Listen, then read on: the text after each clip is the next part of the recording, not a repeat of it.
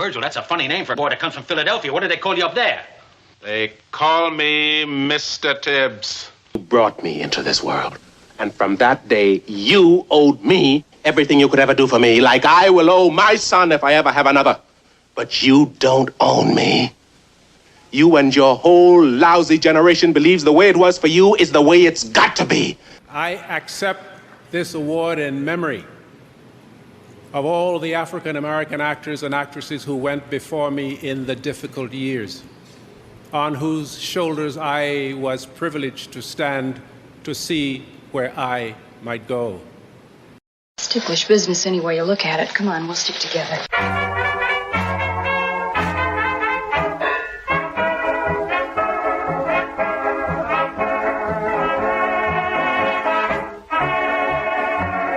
It's Ticklish Business, the podcast devoted to honoring and deconstructing the world of classic cinema. I'm Samantha, and of course, as always, I'm here with Kristen and Kim. Today, we have a very special episode. We were just talking about the sexiest classic film stars, not knowing that one of the sexiest would leave us so soon. We have lost the great Sidney Poitier, one of my personal favorites, and I know that we would all be remiss if we did not do him justice with an episode in his honor. Today we're doing a top 3, and we're going to get a nice sample of Sidney Poitier films for you guys to hopefully check out. And I'm going to open this up with a question. I really want to know what all of our backgrounds are with Sidney Poitier. How did you get into him? When did you get into him? What was your first film that made you fall in love with him? Let's start off with you, Kristen. For me, it's interesting. Before I get into background, I just wanted to discuss kind of the power of Sidney Poitier's passing, which was something that I think talked about losing classic film stars. It's a necessary evil of the work that we do. We know it's going to happen, but we also don't want to think about it. And especially losing Betty White so quickly as well. It's been a lot in the first 2 months of this year. And when I was talking about Sidney Poitier on social media after his death, I had recommended a film that might show up on this top 3. And to see how many people shared it, talked about how they had never seen it, but they wanted to see it, how much Sidney Poitier meant to them as an actor, as a performer. I mean, it just shows not only why we do this show in terms of helping people find classic films, but also the power of these stars that transcends us talking about them. But for me, to get back to your question, Sidney Poitier was one where I first became aware of him through Rugrats, the animated series. There is a joke in that one of those episodes where Dee Dee asks Stu, guess who's coming to dinner? And he says, Sidney Poitier. And it is completely going to go over the head of the target audience watching Rugrats in the 90s. But it was the first time I'd ever heard that. And I had no basis in what the joke was. But it's probably the first time I'd ever heard his name. And now that joke does nothing but make me smile and say that Rugrats, again, is the most intelligent show if you are a person interested in classic film or history, because they did a lot of weird, obscure references. But in terms of the first Sidney Poitier movie I saw, I took a film class in high school, back when electives in high school actually were something you wanted to do. We did a double feature of Guess Who's Coming to Dinner and A Patch of Blue. And I was just struck by Sidney Poitier, not just as a performer, but as a Black performer, because I think a lot of people getting into classic film assume the caveat that, classic film era was racist. There were no Black performers. And that is true to an extent. And I think Sidney Poitier broke so many barriers, but also he laid the groundwork for so many of the actors that we see today. We wouldn't have a Denzel Washington or a Will Smith or any of those actors without Sidney Poitier. And I think for a lot of people to say this time period of movies is racist, yes, that's true, but it's a yes, but situation.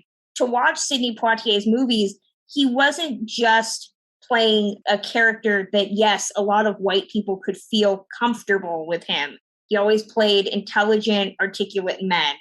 and that made a white audience comfortable. Yes, there's an element of profiling there, but at the same time, he was, just by existing, just by playing those articulate, smart doctors and police officers and confronting racism. I mean, Paris Blues, he's talking about how, yes, even though Europe has their own racism problem, about how he felt differently in Europe than in the US. I mean, he was talking about the stuff that we didn't want to talk about in the 1960s. So for me, I think seeing his movies upended a lot of the preconceived notions I had about old films, but also just showed me what a damn good actor can do. You know, how intimidating he was, how romantic he could be, how dramatic he could be. I mean, he could literally play any genre and it works. And it's still just as fresh today. Some performers, you can watch them and they're indicative of their era. I'm going to say Samantha's favorite, Norma Shearer. Norma Shearer feels very 30s.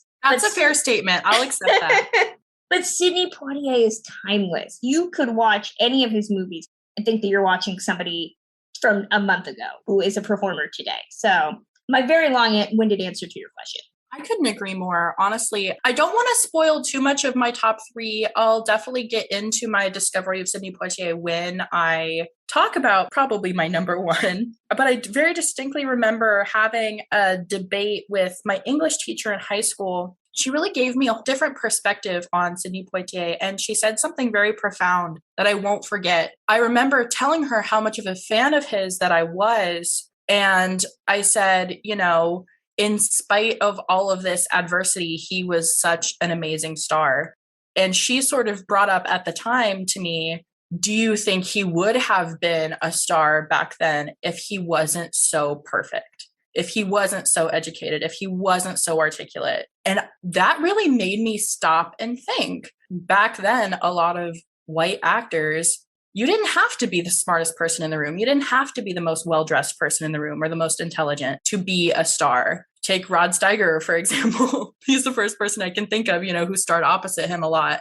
And Sidney Poitier he was just immaculate. He was the Cary Grant, basically. And because of that, as you sort of touched on, white audiences were okay with him and accepted him to a degree. You know, they didn't even fully accept him. So I think that's just something so powerful that he had to be as perfect as he was to even succeed. What about you, Kim? What are your thoughts? I don't know how I could follow that any more eloquently, what either of you said. I completely agree. I come at this as the newbie, honestly, to his work. I do admit wholeheartedly, I've seen 10 of his movies, thinking about it, and 7 of those have been this month since his passing. I've scratched off a lot of first-time watches that I haven't seen, a lot of films that I've meant to get to and never have for really no reason. I feel like he's a star who was always there. He's always been at the forefront. I could point to his face. I could tell you why he was so respected. I remember that Oscars where Denzel Washington says, "I'll always be following you, Sidney." And that's so poignant right there. But for some reason, I never ticked him off. Over the last month, I've been doing a lot of watching and putting some things together and interested to dive in and talk about this. I can say the 3 that I've seen prior to this month, at least 2 of them I probably will talk about. But I will say one was for a research project, I think, and the other one was for a crush on another performer in there. I was a young kid ticking them off, but there's a lot of work. I think I can already guess what your crush one is. They worked together a couple times. We're going to have to talk about that. But I think just, again, sort of tying back to what Kristen was saying, I think that's what's so powerful about Sidney Poitier and his effect on audiences. That someone who is already a fan of classic film can stumble upon his work now and connect with it. I think that's just so amazing. And I'm so happy and glad that people are still discovering him and talking about him, because as I literally said on Twitter after he passed, to me, the world owes a debt to Sidney Poitier that we can never repay. What he did for cinema, what he did for the world, basically. Like, I don't think that his impact could be overstated. So I'm so happy we're paying tribute to him. Before we get into it, here is a short little ad for our Patreon. If you are a fan of old Hollywood, classic entertainment, and the joy of pop culture history in all its forms, please subscribe to our Patreon page like these wonderful people: Christine Mier, Danny, David Floyd, Jacob Haller, MCF, and Rachel Kramarchuk. Our Patreon website is located at patreon.com/ticklishbiz. Be sure to take a look at our other channels as well. We're on Twitter at ticklish_biz, as well as YouTube and Instagram. Keep an eye out for lots of bonus content coming soon. Now, back to the show. So we all agreed we all have different Sidney Poitier movies, but some of us have the same. So as we did similar with our Gene Kelly, we have a code phrase. If somebody has a movie higher up on their list, we will talk about it when we get to the highest one on the list. Now, the Gene Kelly episode, our code phrase was Makoko. Appropriately so. We will be saying for this episode, if somebody has something higher, the code word is Mr. Tibbs. So, where do we want to start? Let's Samantha. Samantha, you are the one I know with the deepest connection. What is your number 3? Well, I went into this with the expectation/hope that my number 3 will be Mr. Tibbs, but my number 3 is Guess Who's Coming to Dinner from 1967. Mr. I Tibbs. will wait. There we go. Yeah. Okay. So I'll wait. Let's hop over to Kim then. Well, it was a really short Mr. Tibbs because my number 3 was Guess Who's Coming to Dinner as well. Okay. So you guys can both talk about it. That's kind of what I figured. I will say Guess Who's Coming to Dinner did not make my 3, but I knew it would be represented in other areas. So I'm excited to talk about it as well. But Kim, give us the rundown on Guess Who's Coming to Dinner and what you love about it. Well, I first time watched this like 2 weeks ago. This was one of those ones that I knew about like from my binging all the AFI movies. It was like, I need to get to this. And just skipped it. And last week it was like, okay, now's the time. I'm going to do this. And I won't lie, I went into it with a bit of trepidation. I had heard a lot of people talking about, how dated parts of it were and just the dated connotations of it. I cried. The last act, really, I was crying. I was a mess. And just so much going on. And I can't even, thinking about it here, barely put words into my mouth. But his performance in that film just struck me. The layer, and I mean, we'll get into this in actually both films I'm talking about. Presence in his ability to be so many layers, because we talk about how he's an actor who makes what audiences comfortable. But at the same time, in these performances, I felt like he's making you acknowledge the history. He's making you acknowledge the racism. He's making you aware of everything he's faced. He might be sparkling and pretty and gorgeous in that suit. Him and the actress's name playing his fiance is completely escaping me. And they are so perfect together, and everything there is so sparkly, clean, and gorgeous. But there's an emotionality to his performance and a pain in his portrayal. And I think it comes through in each of these works. And it won me over from the ground up. That's why this one is number 3, because the other 2 actually got to me more in different ways. But it was really an interesting watch for a first time. This was one of my first TCM Film Festival films. I remember going to see this. Catherine Houghton did the intro. And that's amazing. Yeah. Oh, that's so lucky. It was great. And I remember her saying when we saw it that director Stanley Kramer made a movie for the fence sitters. So it does get a lot of flack for pretty much preaching to the choir in terms of coming out in 1967, being more of people who already were not necessarily opposed to the civil rights movement, maybe just hadn't made it declarative. It's not a film that, unfortunately, was going to change people that were virulently racist. But the story of a Black doctor and a white woman wanting to get married and the struggles of dealing with the family pressure in 1967. I was doing some research. It had just been a couple months since the Loving decision came out when this movie did, which was the move that struck down the anti-miscegenation laws. So, a couple years before this relationship would be perceived as illegal. And it was a huge shock when it came out to see this type of interracial relationship. And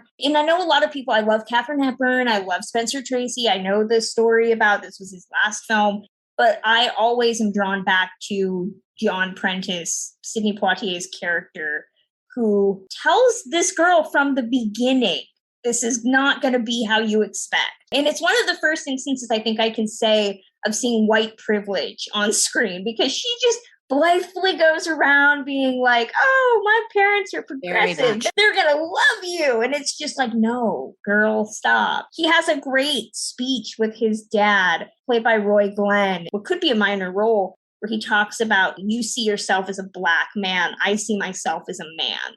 And I think that was always the Sidney Poitier through line, which again, there's a lot of back and forth. I know James Baldwin has written a lot about Sidney Poitier as a performer, which was that trying to erase race. Don't see him as a Black man, just see him as a man. But at the same time, what does that do to a generation of Black men who their race was paramount, that it couldn't be unseen by society? It's such a complex movie, but at the same time, it's a love story and he's so romantic. And you're just like, what girl's parents wouldn't want their daughter to marry this man? Like, he's got his stuff together. He's got goals. He's got ambition. If you don't want him, I'll take him. I couldn't agree more. Kristen really hit the nail on the head with why I love this movie. And that scene in particular just hits me so hard every time I watch it.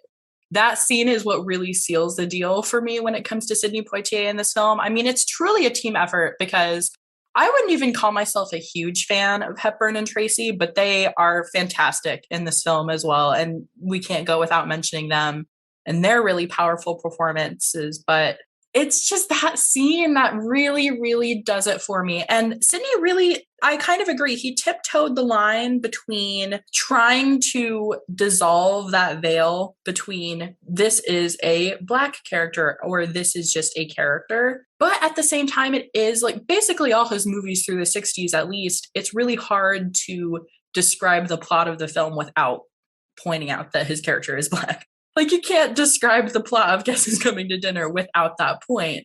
So I think that is a really important thing that we shouldn't necessarily diminish. But obviously they still had a lot of work to do, but this movie is so important too, I feel like. It should really be included in these conversations. It should. I haven't seen the 2005 remake of this movie that I know they did. Yeah. Where they race swapped and made it the story of a white man marrying into a Black family, which again, if you hear that plot line based off of the plot line of this movie and you think, that sounds like a good idea, just reminding myself of its existence makes me think, like, I would love to know the people behind that who thought that that would be a good decision. Was that a remake? It sounds like it would be a zany comedy. It's considered a loose remake of Guess Who's Coming to Dinner. So I have, Doesn't it have like Ashton Kutcher in it? Yes, it had Ashton Kutcher and Bernie Mac. Wow, I forgot of this movie's existence. Yeah, well, I mean, here's the thing. If we get like 100 patrons, maybe we'll talk about it one day as a double feature. Until then, we're just going to forget of its existence again. So I will say one more thing on Guess Who's Coming to Dinner. I do not consider myself a Spencer Tracy fan. I never really particularly have. I have never liked him. I've never respected him as much as I did in this film. He moved me to a point in this film, especially at the end, that he has never done before. I have never reached a level with his performance as I did in this film. And that was a mind-blowing experience for me.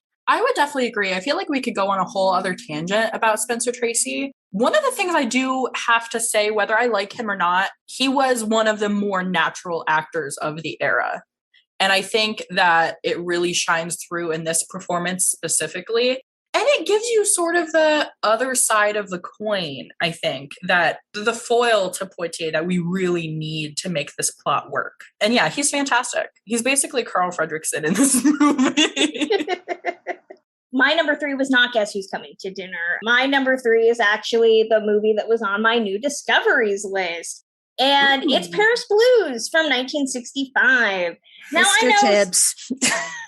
Oh, okay. Oh my goodness. Then I will with all the keep Mr. that. Tibbs. I will keep that under my hat. I will say there's a reason it's number 3 for me as opposed to higher. So it'll be interesting to see how high Kim ranked it. So yeah, I'm definitely curious too. Hopping over to my number 2 then, I don't think it's going to be on either of your lists, but it holds a very, very special place in my heart. So my number 2 is The Slender Thread from 1965.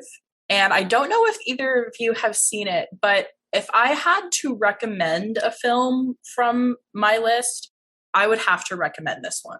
We talk about how impactful Sidney Poitier's films are. This one is so impactful, and not for the reasons that a lot of his other films are. We, again, talked about how Sidney Poitier had certain characters where you don't think of them as a Black man, you think of them as a man. And I think this is perfectly one of those. And I think that's why that for many other reasons is so ahead of its time. It's about a suicide hotline operator, and he gets a call from a woman who has just taken an overdose of pills. And the whole film is basically him trying to talk to her to find out her location as she sort of lapses into unconsciousness and tells the story of her life and how she got to this point. And the woman's played by Anne Bancroft, and she does a fantastic job.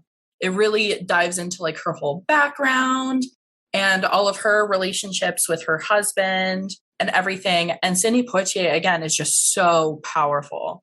He really commands the screen as this suicide hotline operator. And it really shines a light on mental health that not a lot of other films did at the time. And again, none of the plot has to do with his race. He's just a damn good actor in a damn good film. And I think that it's just fantastic. I couldn't recommend it enough. It's not usually brought into the conversations when we talk about Sidney Poitier's work, but I think it definitely should be. It's definitely a favorite of mine. And the fact that Anne Bancroft gave him his Oscar too, they have like a cute little relationship. I love it. They're really good together, even though they don't necessarily share the screen.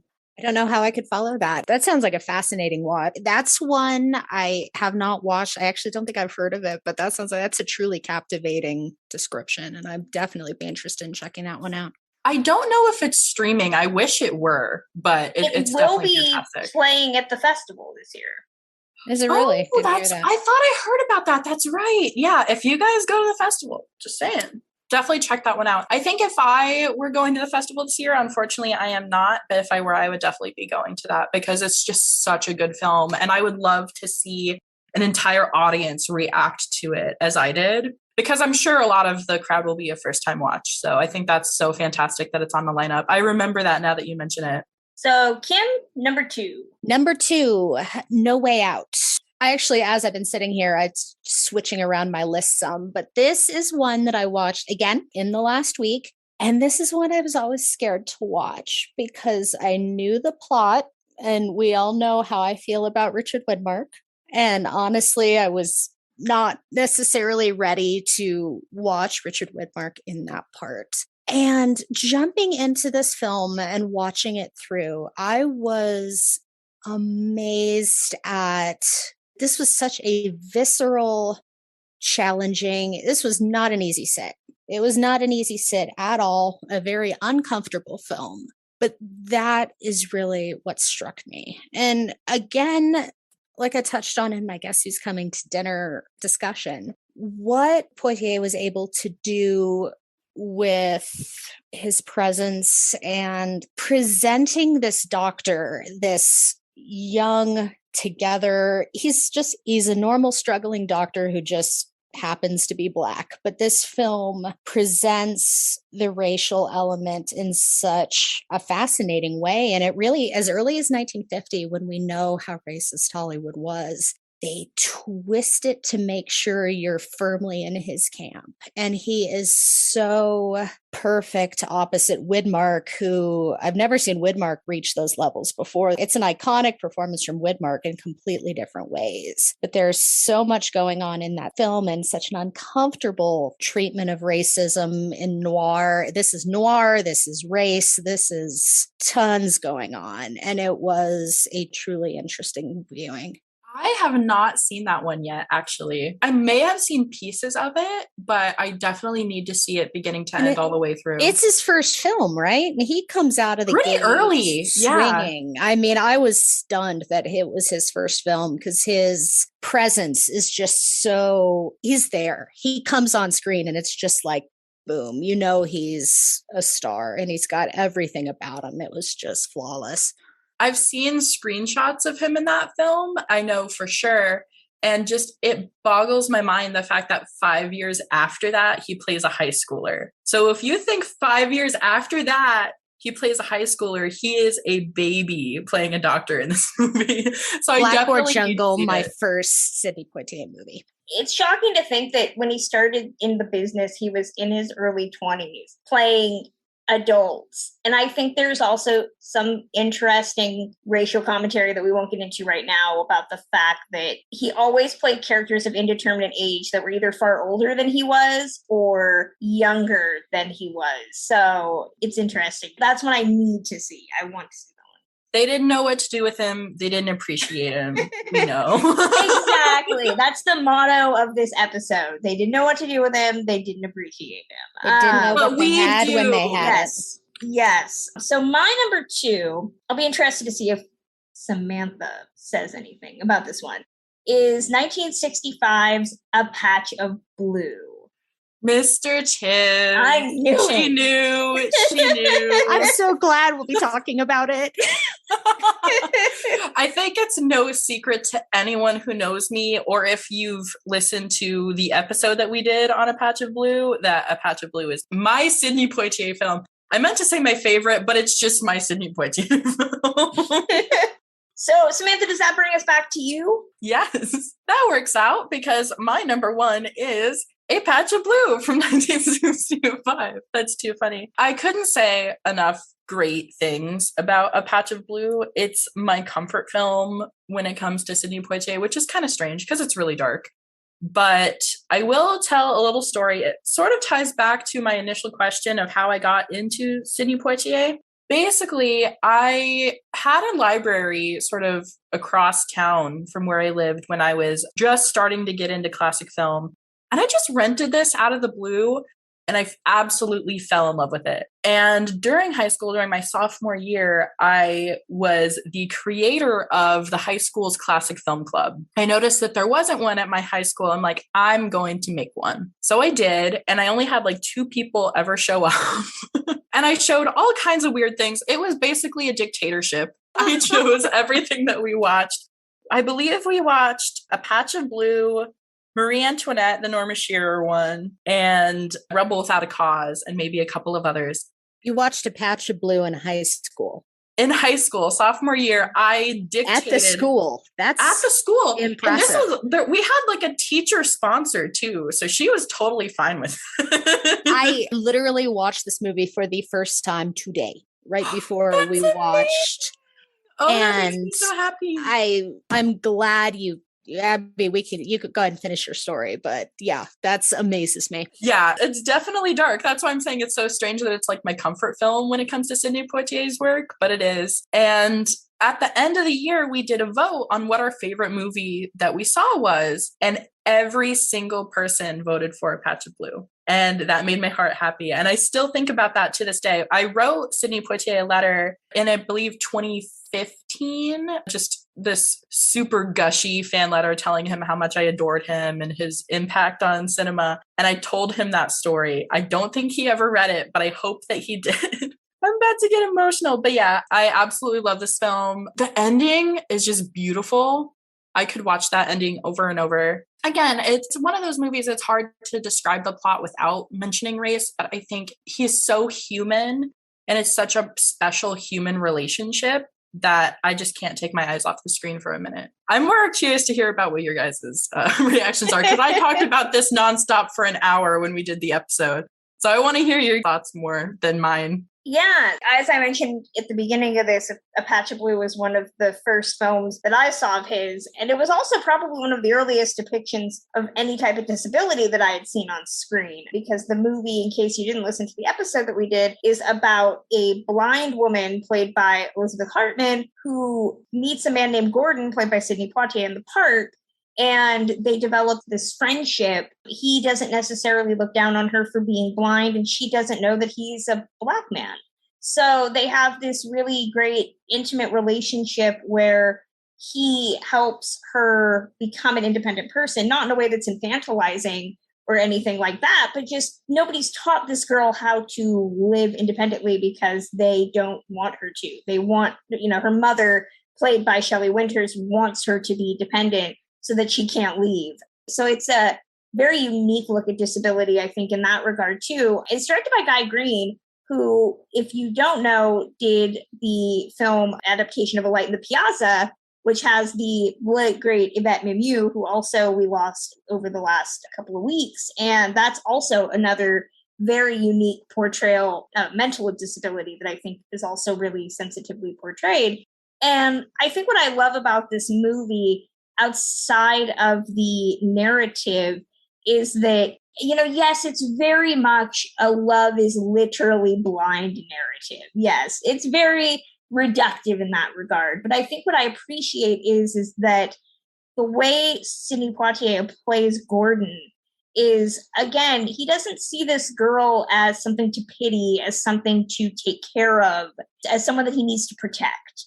It's this girl that society has deemed lowly, that her own family doesn't necessarily see as a person. And he wants to at least pay that concept forward and show her things like how to get from A to B without help, how to go to the grocery store, how to effectively live a life that nobody has given her the opportunity to do. And yes, does that kind of diminish Sidney Poitier's character a little bit in terms of being the helper in this movie? It is Elizabeth Hartman's film, I would say, more than his. But at the same time, I think that if it was any other actor, it would be more of a, let me guide you, let me take care of you, let me protect you, as opposed to, we're going to approach this life as equals. And I think that very small distinction in acting technique is what makes the entire difference in the movie. I couldn't agree more. It occurs to me more and more the more times I watch this movie is the fact that he is educated and she is not. And I think that's a dynamic that we don't see a lot in film either. And I love that we're able to have these conversations too, because Kristen, if you hadn't brought up the disability aspect and what she faces and how this is portrayed as opposed to other films that address disability, I wouldn't have even really noticed, to be honest with you. That's not the aspect of this film that I would have focused on. Exactly. Yeah. But I love that you bring that to my attention and I look at this movie differently when I watch it after hearing from you, like we did during the episode. It's why I don't ever say that race and disability are similar experiences. They are analogous experiences. That I've talked to critics in the industry of color who have said, you're talking about the same things that we've been talking about as critics of color. Our experiences are not the same because as a white passing woman who is disabled, my experience is not at all the same as a Black disabled person. But we are still championing the same issues and talking about the same BS that you would think would be solved. And I think that this movie is a really good example of that without making it feel saccharine or preachy, which, again, could have easily happened. This film has a long history in my family. It goes back to my grandmother took my father to see this film in 1965 when it came out in theaters. My dad was 10. The movie theater sent him home.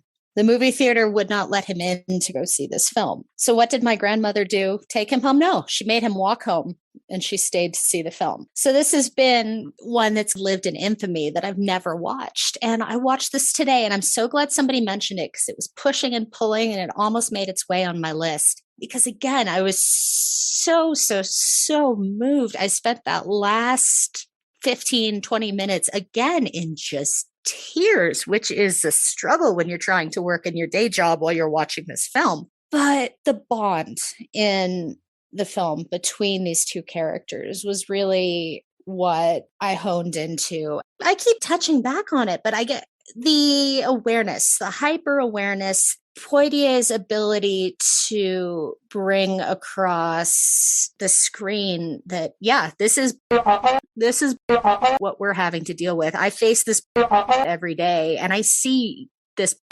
coming at you, and I'm going to help you through. I'm going to teach you to do this in a way that nobody has taught you to. And I was bowled over by everything by it. And I was incredibly moved. And Shelley Winters was, wow. I had no idea that movie was going to be as rough as it was. That was a dark viewing that I was not expecting, but it was an experience. Classic Shelley.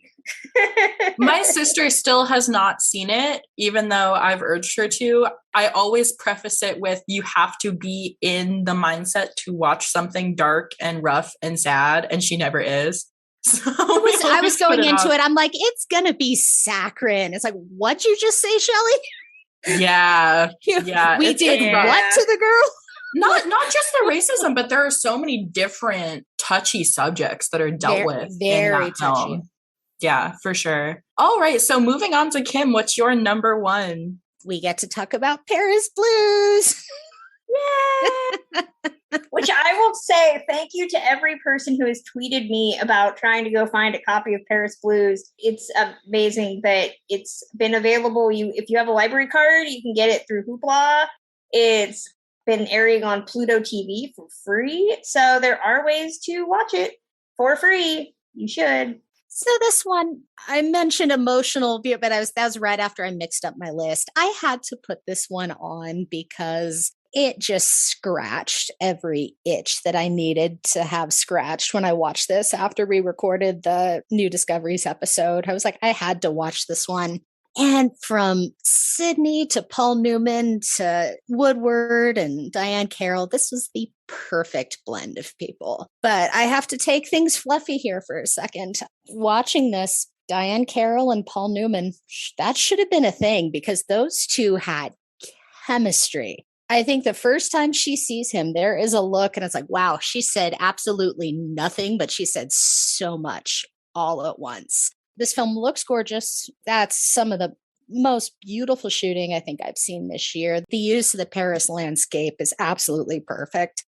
Paul Newman speaks for himself. Joanne Woodward. I mean, these are pitch perfect performances from everybody. And once again, I keep hitting the same drum about Poitier, but he's flawless in this one again. He's such a centering presence for the narrative that I actually really liked, and I really appreciated that because Newman is Newman, and he's pretty, and he's that jazz musician, but he needs a grown-up to hang out with him, and Sidney Poitier was that grown-up, and gosh, him and Diane Carroll were perfect together. Yeah, this was on my New Discoveries list. It was my number 2, and I think I put it as lower on my list purely because it's such a strong ensemble. I don't necessarily think it's Poitier's picture. He is one of 4 very beautiful people all doing A-list work. There is not a weak person in the bunch, which I think is a testament to all 4 of these performers being consummate professionals. But, I've thought about it. And I do think that as much as I love the concept of Paul Newman and Diane Carroll, I think that Sidney Poitier and Diane Carroll, just come on. There was so much sexiness and power to them. Oh, there was. As these 2 beautiful people in Paris. And I think what I really loved, outside of the fact that Sidney Poitier and Diane Carroll were actually in a longstanding relationship for several years after this movie was made, Google it. It was a really, really, really contentious relationship that ended in divorces. Not Sidney's. A lot of other things happened, but Diane Carroll talks a lot about their relationship in her biography. But I think what I appreciate is that Diane Carroll's Connie is telling him that she wants to start this life with him. She wants it to be in America. And his character, Eddie, says, in Europe, I can be my own man. Again, it goes back to what we said about his character in Guess Who's Coming to Dinner. He so desperately wanted to sell himself as a man, not a Black man. And I think that what the script of Paris Blues gets is, without saying anything specific, the fact that this is a spoiler, so I'm going to say fast forward maybe about 10 minutes if you don't want to know the end of Paris Blues. But the fact that he is the one that goes back to America and not Paul Newman is this acknowledgement that he's willing to go back to this country and make a go of it, Black man or not. You know, it's that blending of the two dichotomies. I think a lot of Sidney Poitier's films was his struggle to say, don't see me as a Black man, see me as a man. And that, again, was very contentious for certain Black audiences who said, like, no, dude, you're a Black man, like, own that. Like, you shouldn't hide that. And I think that at the end of Paris Blues, at least, him going back to America is somewhat of an acknowledgement. It's not a grand gesture, but the fact that he's willing to do it for her, and he's willing to engage in this relationship and lay down roots with a woman in America, I think does a lot towards trying to build that bridge between the two halves that Sidney Poitier as an actor created. I just have to say, I still haven't seen this movie. But if we come around and we roll around to 2023 and this isn't in my top 3, I will be very surprised at myself. I will definitely catch it sometime this year. Before he even passed, I had a goal to work on completing his filmography this year. I've been talking about him a lot this year. I've been thinking about it. I think I had a feeling that he was going to pass, and I don't know why. It's weird. But that is the movie that I'm going to start with because I have heard so many good things. I've seen the gorgeous screenshots. They both look amazing. They all look amazing. I need to see it. Everything about that movie is just beautifully, beautifully, gorgeously flawless. Sexy and beautiful. It's so sexy. It's so sexy. Kristen, going to what you were saying in terms of that pairing, it's so poignant too, because she speaks so eloquently about everything that's going on in America that he is trying to ignore. He's living his life. He's trying to exist. She's very hyper aware, and she torpedoes every one of his BS that she makes him face up to some things. And it's truly, those are a gorgeous pair together. And that's the script, the direction, the performances, everything complements each other so well. All right, Kristen, take us home with your number 1. Okay, so my number 1 is the film that he should have gotten an Oscar for, and he didn't. And that's a whole other can of worms. It's 1967's In the Heat of the Night.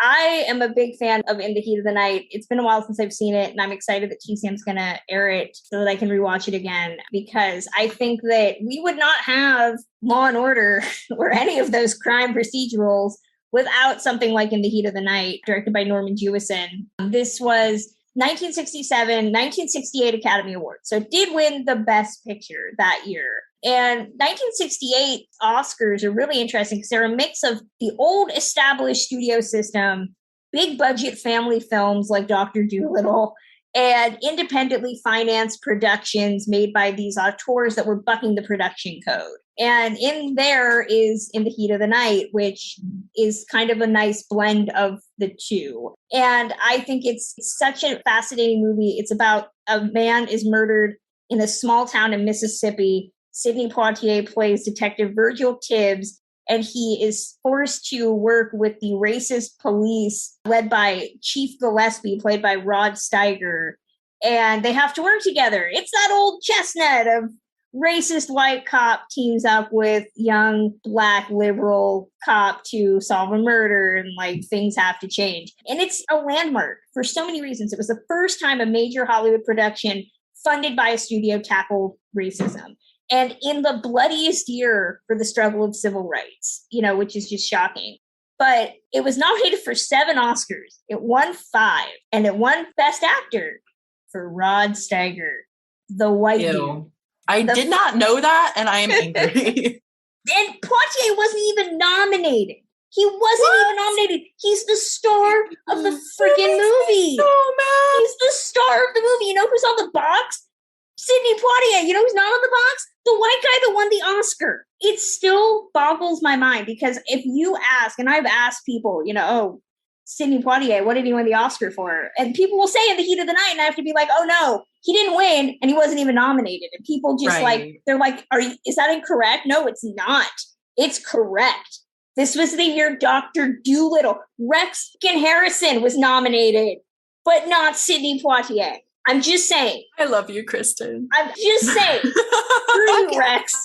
I know you're dead, but I don't care. I'm looking at the nominations. To hit that nail twice on the head, Spencer Tracy for Guess Who's Coming to Dinner as well. I wouldn't was also nominated. Yeah, I don't know if I would call him the best actor in there either. Because why not? Supporting. Because that was a petty Oscar because he passed away. Touche. Yeah, but it's shocking to me. It's just shocking to me. It's such an intense movie where you're watching this powder keg that's just ready to explode in this small town, and Virgil Tibbs comes in reluctantly. The running joke in the movie is that he was trying to get out of this town because he understands he is a black man in Mississippi. He does not need to be here. It's not just a really great, strong murder mystery, but it's such a searing indictment of racism, the casualness of it. Everybody, I think, has shared the gif of him backhanding the white guy who's racist to him. But there are little moments like leading up to that. He goes to visit that racist white guy who runs a cotton plantation. And he can't figure out that in 1967, there are still black people picking cotton to make money. Like, he's shocked by that as a black man living outside of the South. It's a perfect movie. You can watch it as a discussion of social commentary. You can watch it as a piece of entertainment. It's got great performances. Lee Grant is great in it. She's really good. It still irks me, though, that they turned this into a TV show, a long-running television show. And, if you ask people who was the star of In the Heat of the Night, the TV show, you know what they're going to say? Carroll O'Connor, the white guy. Carroll O'Connor. The police chief. Yep. I just want to throw in a little story. I have not seen this movie for years. I really need to see it again. I believe I will make a note to see it when they do Sydney's 24-hour marathon. I hope it's on the schedule. If it's not, I'm going to have some problems. But I'm going to make a note to see it. The last time that I saw it was years ago. And I'll be honest, my mom has a little bit of inherent racism in her. And I was watching a scene from this film, and my mom walks up, and it's Sidney Poitier and Rod Steiger on screen. And I say, he's so hot. And she says, Rod Steiger. I just looked at her like, are you serious? Yeah. So I'll never forget that story when it comes to Oh, mother. Yeah. Going back to that Oscars discussion, I just want to point out, guess what movie was on none of our lists? Lilies of the Field. I've not seen that. I'll admit that. It was cute. That was one of the first ones I dove into. And I had it built up, but it was fine. I have seen many Who doesn't like nuns? Movies. And this kind of goes hand in hand with like Humphrey Bogart, where I think he won the Oscar for his least great film, in my opinion. Or I did not need to spend 2 hours to see him building a church. I think we're good. Well, with that being said, are there any honorable mentions, movies that almost made the list that you want to chill for? I personally would like to throw out two of Sidney Poitier's older roles where he was a bit older. He wasn't young, hot stud, although he was always good looking. He was a dad by this point. He played a lot of wizened, older mentor figures. 1988's Little Nikita, directed by Richard Benjamin, of all people. This is one of, I think, two River Phoenix movies where he played a secret underground character here. His parents are like Soviet sleeper agents, and he is their American-born son who has to deal with the fact that he is a commie. And Sidney Poitier is the detective that's trying to get him to turn. It's entertaining. It's not going to break any, records or anything like that, but it's a fun film. And the other one from 1992, Sneakers. There's a lot of Sneakers love on social media. Sneakers is an all-star cast. You got Robert Redford and Sidney Poitier. Like, what Dan Aykroyd, my beloved David Strathairn, River Phoenix again. Mary McDonnell's in there, I think. Robert Redford plays a security analyst who's got shady stuff in his past, and he's got a team of people that are all realize that there's some stuff in the past that's going to screw them over. So it's kind of like a heist film. And Sidney Poitier is Robert Redford's right-hand man. And it's just great to get to watch two actors of the 1960s kind of playing around, having a lot of fun together. And it's, again, a very fun action buddy film. So those are two that I would definitely recommend off the beaten path that you check out. What about you, Kim? As I mentioned, A Patch of Blue, really close to making my list. In the Heat of the Night, I have to echo the love for that. I have not seen that in probably 15 years. That's one that's needed a rewatch. I remember absolutely being bowled over by it. One of his very early films, but I would listen if I did not mention it, Blackboard Jungle. Like I said, my introduction to his work while I was deep in some Glenn Ford research. And it's Blackboard Jungle. It's a film of the 50s, but it's iconic in its own way. And he's great in it. He's such an amazing present. Once again, like we were just saying, 6 years after No Way Out, he was playing a high schooler. And it's a rough film. It's not an easy film, especially, when you going into there with Bill Haley in the Comets, and the plucky teacher at the rough school has been a trope in Hollywood for as long as we can remember. And that was one of those places where it really started. And you've got incredible performances by him. Vic Morrow, a performer who doesn't get nearly the love he deserves. I mean, Glenn Ford, of course. That would have made my list before this rewatch started, but I've been so deep into the rewatch that it just got pushed out, but I have to give it a little love.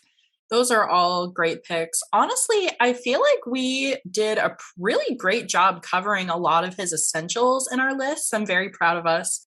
If I had to throw out more, I think the biggest one that didn't appear on our list would be To Sir with Love. That's definitely a great film. Talking about the origin of like the teacher movie, I think that's a great one. That had Lulu living rent-free in my head for about a week and a half. That song was infectious. You can't escape loop. It. Other than that, I would say definitely check out some of his directorial films.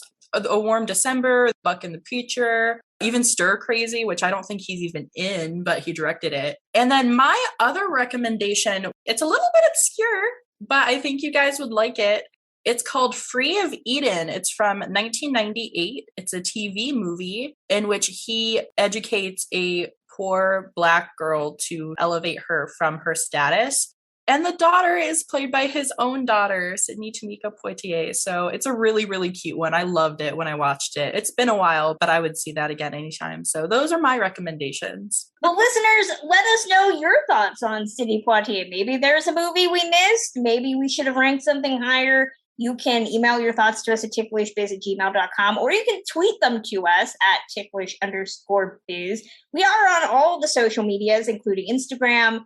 You search Ticklish Biz. And we have our shiny website, ticklishbiz.com, which has all sorts of written content. Right now, you can read our interview with Ed Asner that we did last year before his passing. We're going to have some great other interviews with some other stars, both dearly departed and otherwise. There's also going to be a great review of the new Lucy and Desi documentary out of Sundance. So definitely head over there. You can also support us via Patreon at patreon.com/ticklishbiz. For just $1, you get access to bonus shows. We did a whole episode talking about being the Ricardos.